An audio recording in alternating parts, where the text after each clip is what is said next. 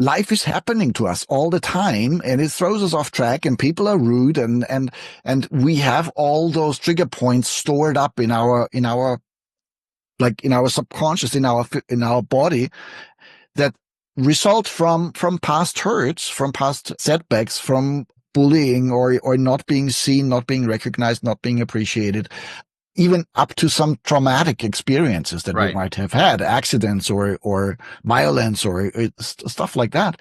And all of this is inside of us and is basically waiting to get triggered.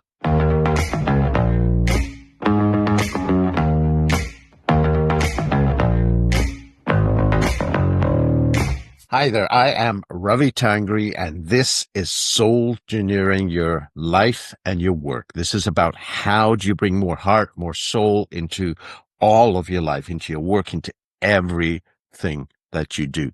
And tonight I am absolutely delighted to have with me a dear, dear friend from Austria, Martin Laschkolnig. Martin is an expert in personal development, in leadership, and in creating a culture where people actually want to engage.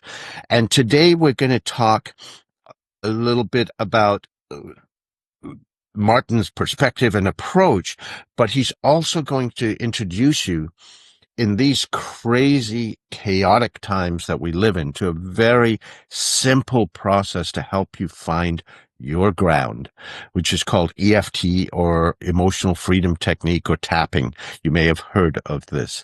So Martin, welcome to SOULgineering. It's my absolute pleasure to be here, Ravi. So I love your background. Can you share a little bit about, you have such a unique background. I love it that brings you to business. Can you share a little bit with the listeners what path you've walked? Well, I'm an expert in self-esteem. And how do you become that? Well, very simple, because you didn't have any to begin with. So I had to learn. I had to find my ground. Have you ever had the feeling that you were the odd one out, that you didn't fit in? Yes, I know. And the amazing thing is, when I ask that in my talks, like 80% of hands go up. We all have been in that place, and we all thought something's wrong with us. And guess what? There isn't. We are just human. It's the human variety that is so broad, and we just need to meet the right people. And that actually led me at a very young age to be interested in spirituality, in what makes people tick, and how is it that some people, life throws us a curveball regularly. And some people, they are thrown off track and they go down in the ditch and they stay there for months, and others are back out again in 2 hours or 2 days. And that was fascinating to me. So how is that possible? And so I started researching, and one of the things that I came across was Jack Canfield and Chicken Soup for the Soul. And that happened actually while I was studying Buddhist philosophy and theory of perception in India with Tibetan Buddhist monks, monk scholars. And I was, so, and bringing these two together, so the Eastern serenity and spirituality and the Western science or knowledge about personal development, the development of potential, how do you create peak performance in a wholesome way, not in a self-exploitive way. That has been fascinating to me. And combining all that is now that I'm teaching HR people, leadership people, corporations and individuals how to create an environment where people actually want to engage. And the fun thing is, those self-esteem principles about the culture we're living in, it applies to schools, it applies to families, it applies to street gangs, and of course, companies. And so the fun thing is that once we find out how to do that, it's actually pretty simple. There are a few simple steps that we have to follow. And one of the big things that it's actually rather a niche topic of mine. It's not that frequently requested, but I absolutely love it with a passion. And that is, how do we bring ourselves back into balance? Right. And that is because in these crazy times that we live in, this is so crucial. And there are many different ways. And I know that you are doing some of them. And I still remember very fondly our workshop that we gave together at a speakers convention in Calgary 2 years ago, I believe. And it was such a beautiful simplicity. Right. And when you know the right techniques, it can be really easy. And I always say that this is emotional hygiene. It's like in daily life, we need to brush our teeth because we have the habit to put stuff into our mouth because we have to eat. So we get our teeth dirty. So I have to go to the bathroom and brush them, hopefully twice a day. And so that we have to do that on a physical level. And what are we doing on an emotional level? Right. Life is happening to us all the time, and it throws us off track, and people are rude, and we have all those trigger points stored up in our subconscious, in our body, that result from past hurts, from past setbacks, from bullying or not being seen, not being recognized, not being appreciated, even up to some traumatic experiences that we might have had, accidents or violence or stuff like that. And all of this is inside of us, and it's basically waiting to get triggered. And so when, with your metaphor, it's sort of like building up emotional plaque and decay that you're not taking care of, and also not going for dental care for years, so it just rots away at you. Exactly. But on an emotional level and on a mental level, mental health. Yeah, and no wonder that we are so overstimulated and over triggered. This is triggered and feeling this sense of threat that's coming at us. And looking at the current environment, there is one or the other threat around at the moment. So we actually need to do something about it. What I teach in my talks always is that we have this, what I call our zone of influence. Right. And the sphere of concern. Yes.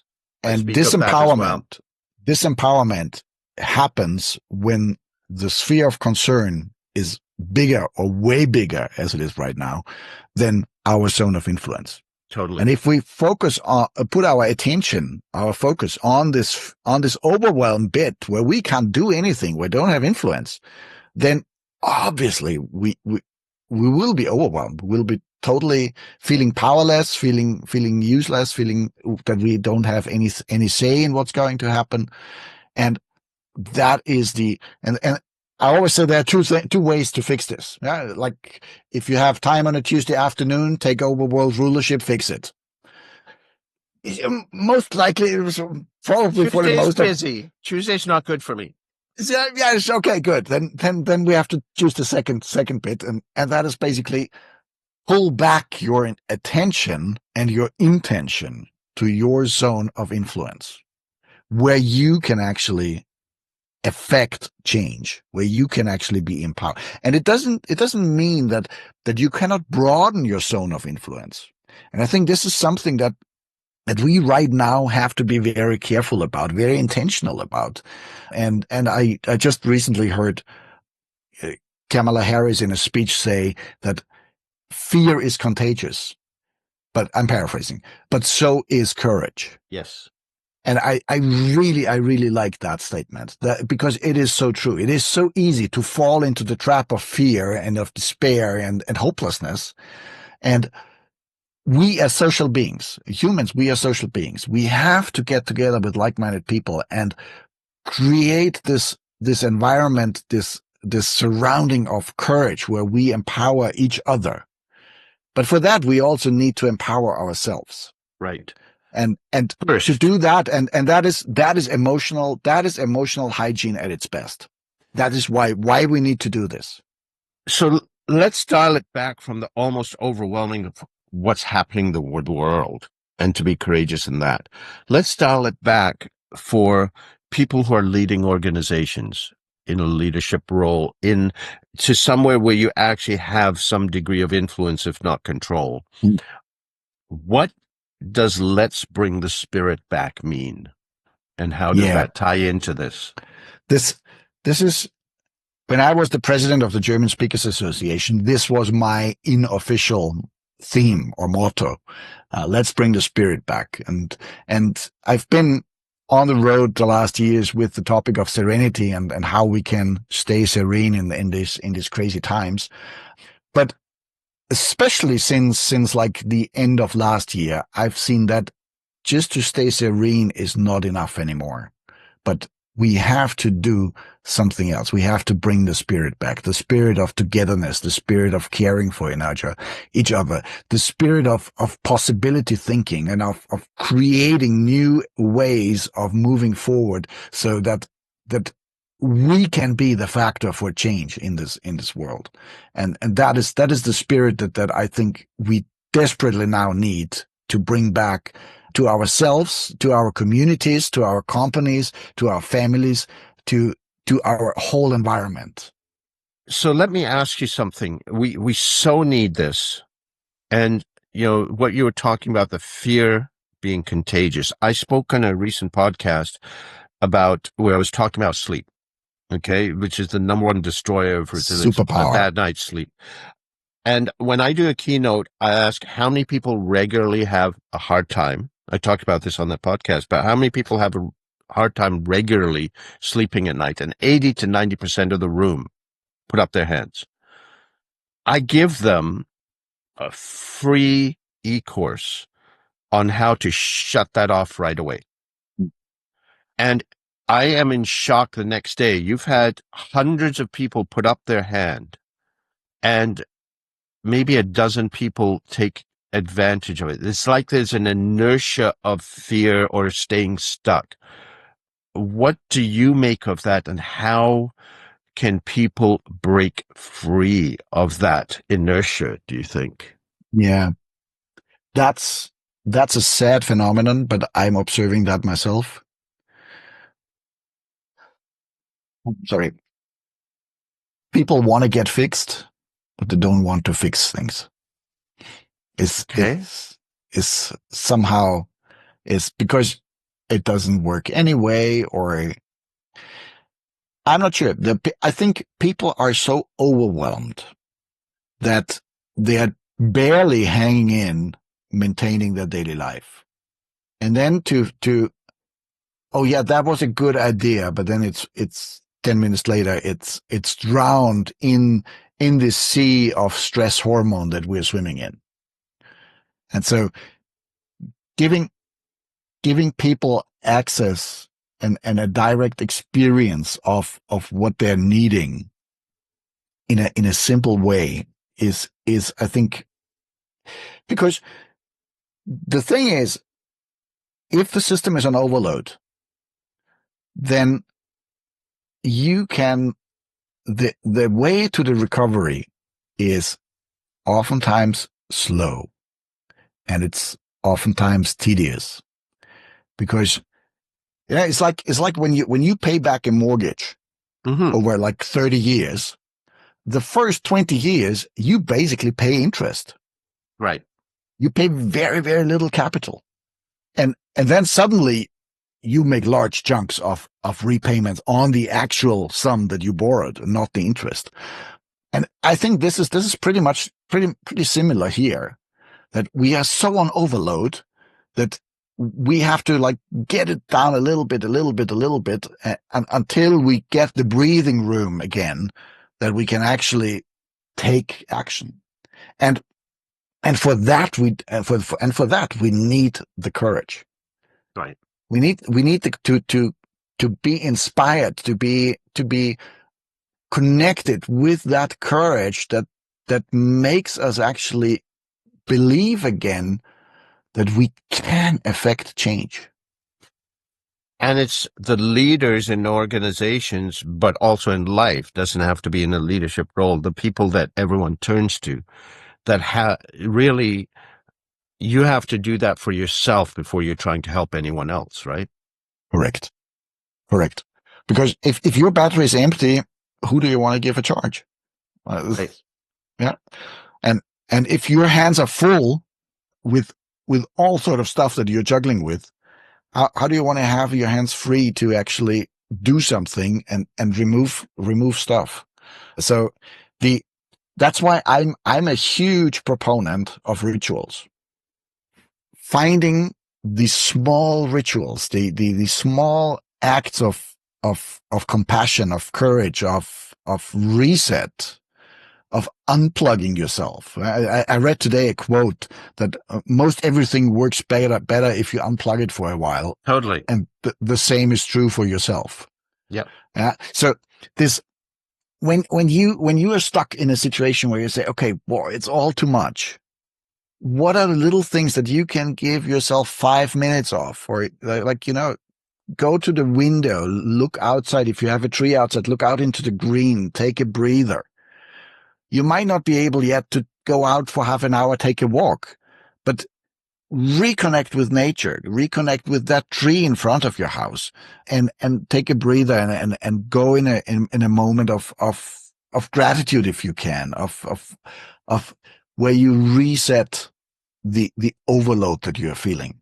That's very much like, sorry. Yeah, go ahead. I was saying that's very much like Viktor Frankl in Man's Search for Meaning, who survived the Nazi concentration camps.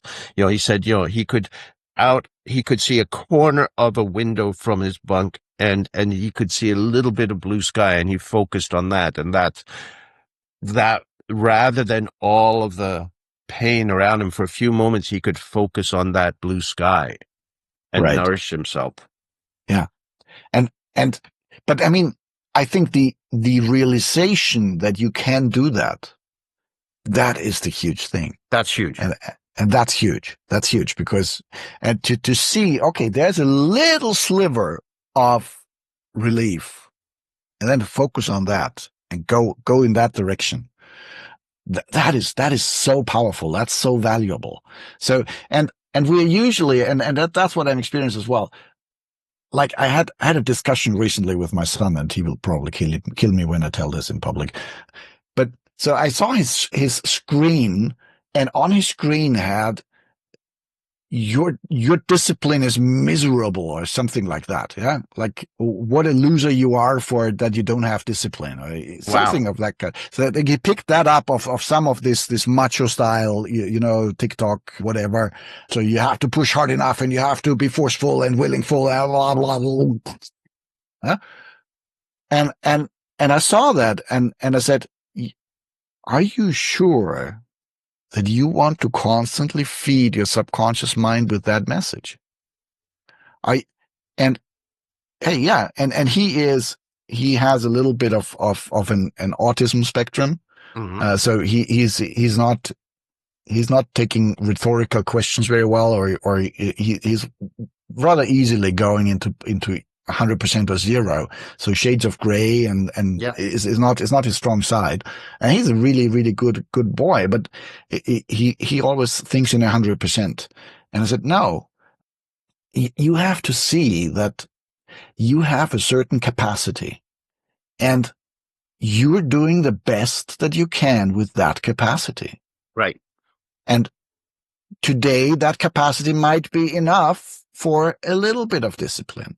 Right. And tomorrow it might be enough for a little bit more. And the next day you're totally overwhelmed because something happened that threw you off track and you might have none. And that's okay. And that's okay.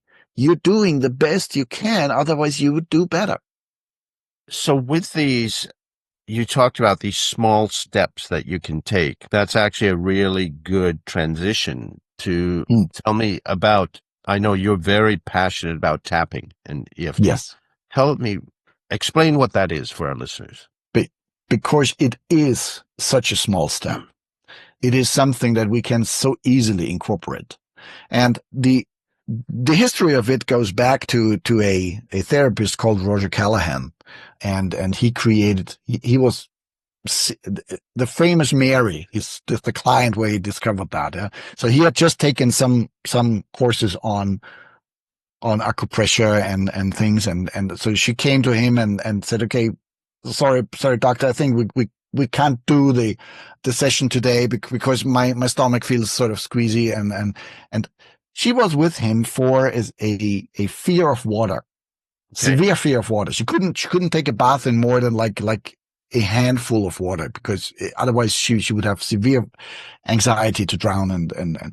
And so he said, okay, tap just below your eye on your cheekbone. This is an acupressure point that calms your stomach. And let's see if that can calm the stomach down a little bit. And then we can do our session. And she did that.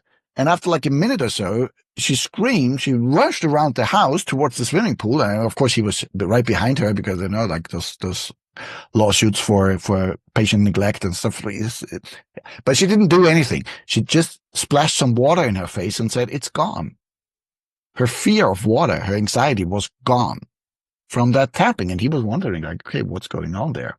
So he developed this pretty intensive routine of like muscle testing, finding out seemingly that if some energy meridians from the Chinese acupressure system, maybe they are related to some emotions and stuff.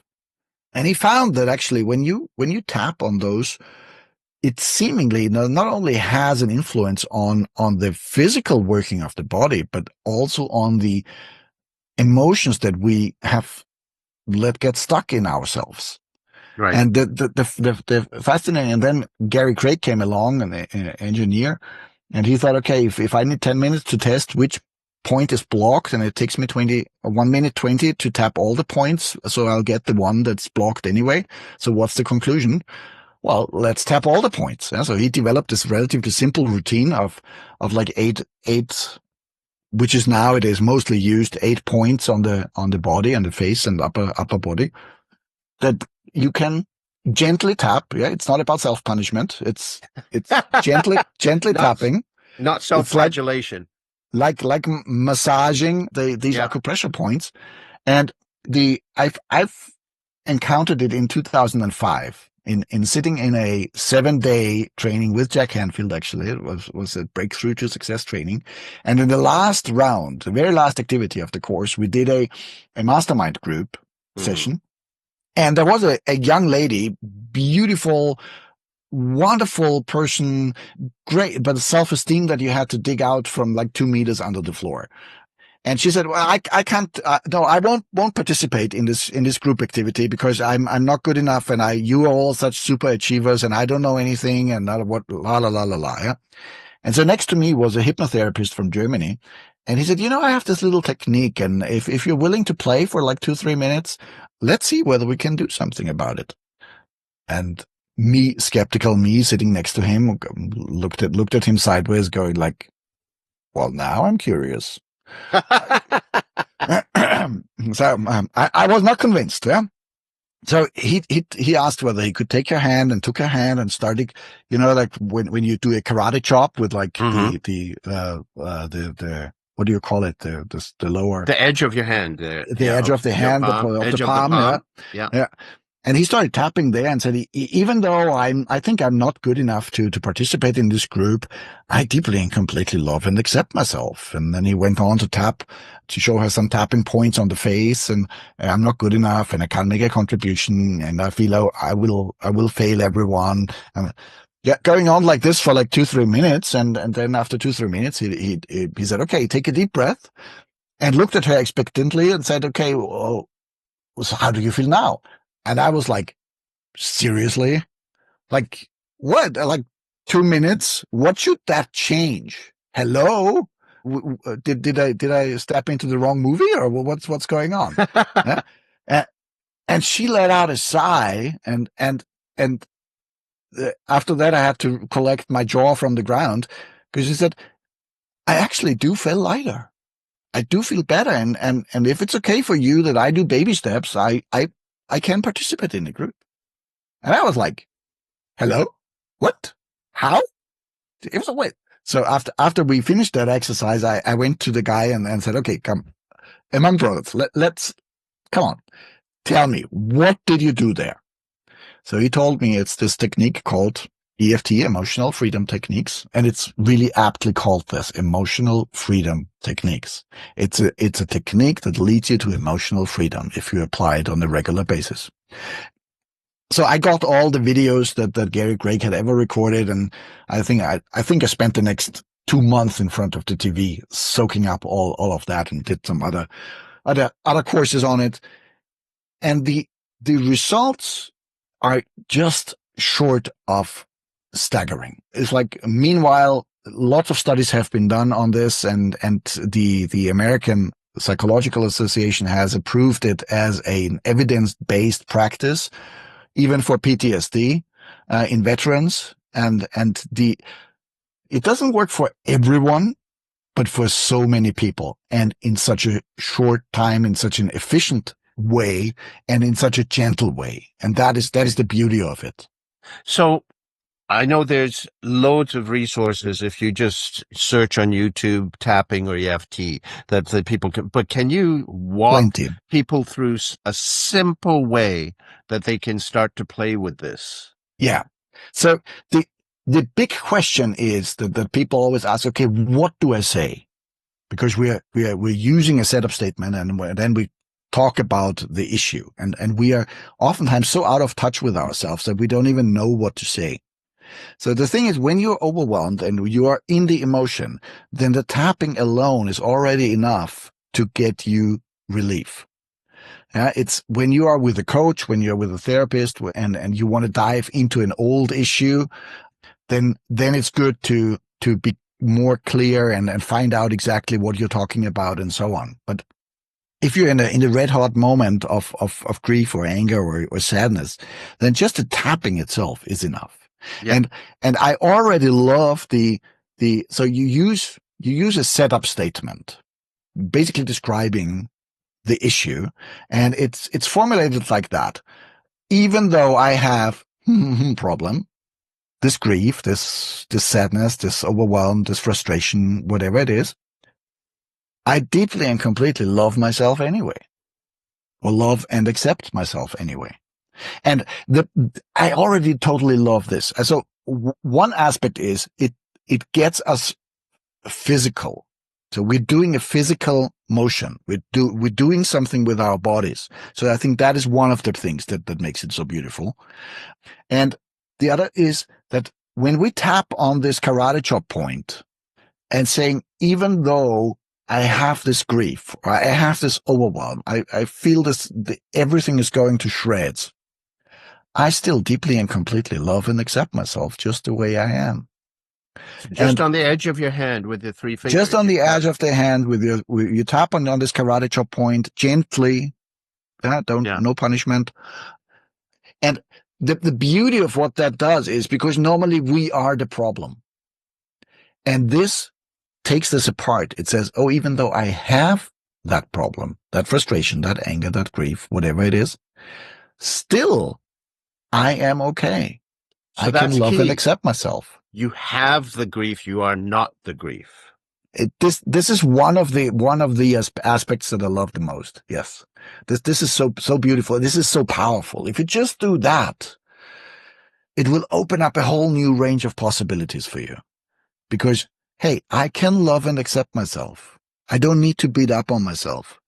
Even though this hardship is there, even though I messed up in that conversation. Hey, we all humans. We all do that all the time. But still, in our core, we are lovable and we are acceptable, and it's okay. Yeah. And that is such a huge thing. And then, you can tap on the points of the body, and actually I have a free handout, and we can share that in the show notes if you want to. Absolutely. There where you can see the points, and you have a little instruction on little recap on how to do it. Yeah.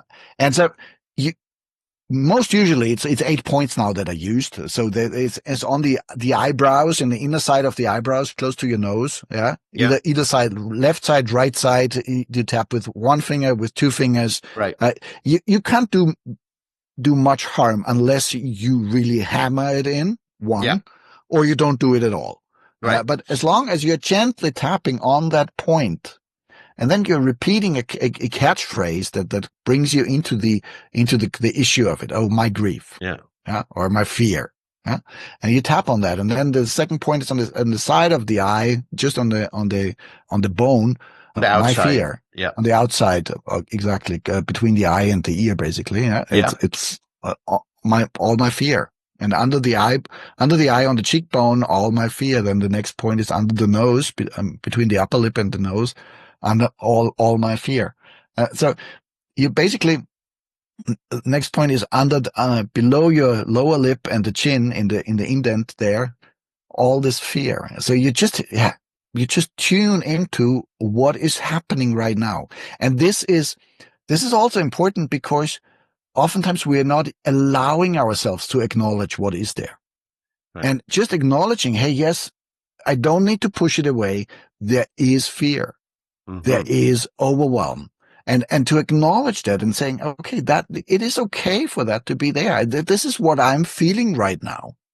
To be honest with oneself and acknowledge, hey, I'm feeling overwhelmed right now. Yeah. And that's already a powerful thing too. And then we are building in this tapping on the meridians, and we are relaxing the also the physical feedback loop. Because we lock all these in our body. Exactly. You have a car accident, and whenever you think about it, your palms start to sweat, or your stomach goes squealy. Yeah. And this is because the emotion and the experience is also stored in our body, and the tapping helps relax that and release that. Yeah. And on top, we are acknowledging, hey, I'm feeling this. I'm feeling this emotion right now. I'm feeling this fear. I'm feeling this overwhelm. Yeah? So now the last 3 points. So we had the eyebrow point, the side of the eye, under the eye, under the nose, between lower lip and chin, then on the collarbone, then under the arm, right? Sort of like if you just in like on the side of your chest, if you touch there, then it's often the point is a little bit sensitive. Because we have a lymphatic system is that's mostly not balanced for most people. And the last point is on top of your head. And then you take a deep breath and sigh it out and let it go. Yeah. And so you can just tap on those points and just repeat, oh, this grief, this grief, this grief, this grief. Yeah. Or you can rant. Yeah. Oh, this stupid idiot. And why did I allow it for them to treat me this badly? All the stuff that's going through your head anyway. Exactly. What's the story that you're telling yourself about how you are stupid and so on? But the big thing is, don't sugarcoat it. Don't positively reframe it. No, it's about put all the F-bombs in. Pure and simple acknowledgement what is going on in yourself right now. Great. And if it's this F a-hole, then it's the F a-hole, and it's not, oh, I feel a little bit uncomfortable here. Yeah. I love this. Yeah. And so, as you said, we'll put the link in the show notes. Plus, people can search YouTube. There's a gazillion videos. There's lots of videos on there. Yeah, exactly. So what I love is this is just the releasing part of it. Mm-hmm. And what I love is what I call my 5-minute technology. This is in NLP, you have this linking or chaining technique. So you a negative influence, you link it, you chain it to a positive outcome. Right. And you can do that in tapping as well. So it's even, and there's an instruction in my handout how to do that. Okay. And so even if I get all frozen up when somebody becomes rude to me, I choose to stay my ground confidently. Yeah. Yeah. So it's the negative issue coupled with, what would I choose if I could? You're not saying that you are that, but you're creating a choice. I love it. Saying, okay, hey, there is an option there. There's the option for me to stand more and more confidently for what I am worth. And that, because what that does, when we do that on a regular basis, and we do the tapping on this on a regular basis, it will trigger the automatic response. It will change the automatic response trigger in ourselves from, oh yeah, no, yeah, my mom also did this all the same all the time, to, hey, I can also choose to stand my ground confidently. Right. Outside of the triggers.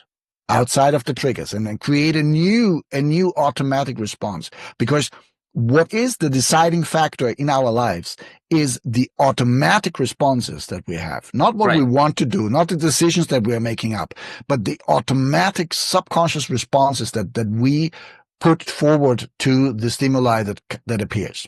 And that's where the freedom comes from.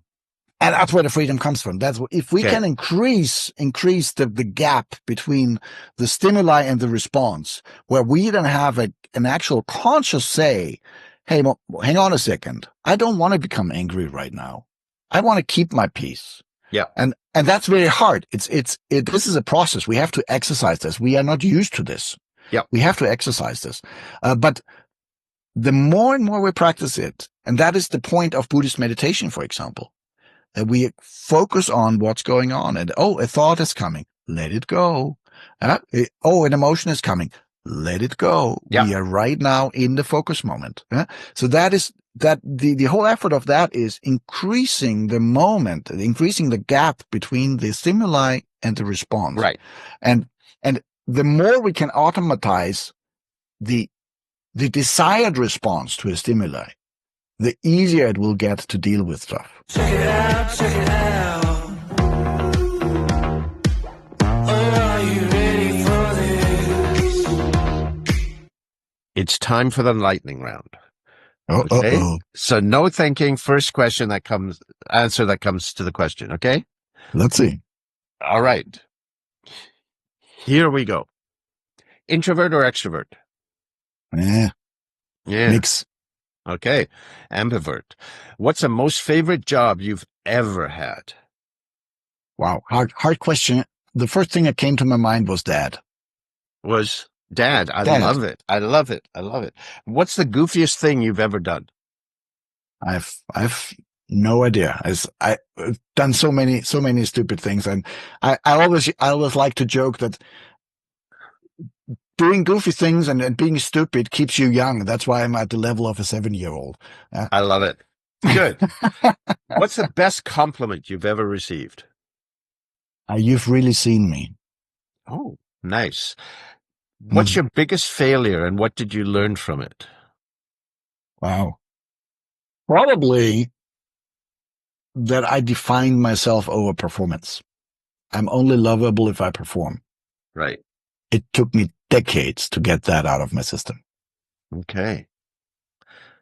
As a child, what did you want to be when you grew up? Oh, that changed on a regular basis. But I loved astronomy. I wanted to like, I wanted a telescope to watch the stars and that was the times of Carl Sagan and stuff.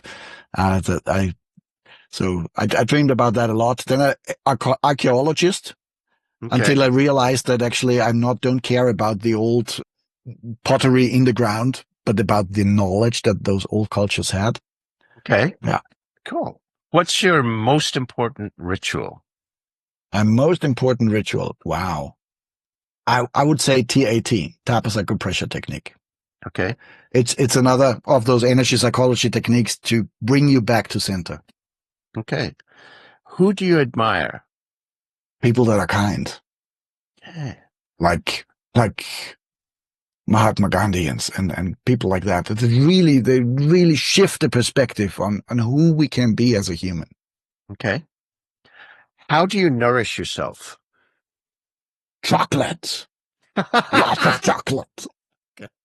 I must say, I do have a sweet tooth and no, but what is nourishing to me on a soul level is conversations like this right now. Cool. Yes. What do you want to be remembered for? Wow, that hit a spot now. Makes me all emotional. But yeah, that people were better off because of my interaction with them. And what's your purpose in life? Let's bring the spirit back. I No, love it. it's really that was sort of a joke, but only sort of a joke. It's my purpose in life really evolves around empowering people to live their full potential. Cool. I That love it. is because we all can be so much, sorry, so much more than we think of ourselves as capable. Yeah. And to if I can contribute that we just see a little bit more of a spark in ourselves than we had before, then I'm done. Excellent. So, Martin, as always, this has been an absolute delight. Just And likewise. thank you so much. And thank you to our listeners for tuning in with SOULgineering Your Life and Work. I've got the energy, it's all I need to